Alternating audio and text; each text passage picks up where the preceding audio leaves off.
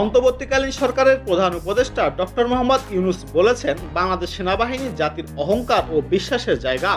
আধুনিক ও যুগোপযোগী প্রশিক্ষণের মাধ্যমে আভিযানিক দক্ষতা অর্জন করে দেশের সার্বভৌমত্ব রক্ষায় সর্বদা যুদ্ধের জন্য সেনা সদস্যদের প্রস্তুত রাখতে হবে। তিনি আরও বলেন, আভিযানিক দক্ষতা, সাহসিকতা ও পেশাদারিত্ব অর্জনে সেনা সদস্যদের প্রশিক্ষণ হতে হবে বাস্তবসম্মত। বাংলাদেশ সেনাবাহিনী প্রশিক্ষণের এই লক্ষ্যকে সামনে রেখেই এগিয়ে চলবে। রাজবাড়ীতে বাংলাদেশ সেনাবাহিনীর একটি পদাতিক ব্রিগেড গ্রুপের ম্যানুভার অনুশীলন প্রত্যক্ষ শেষে সমাপনী বক্তব্যে এসব কথা বলেন অন্তর্বর্তীকালীন সরকারের প্রধান উপদেষ্টা ডক্টর মোহাম্মদ ইউনূস।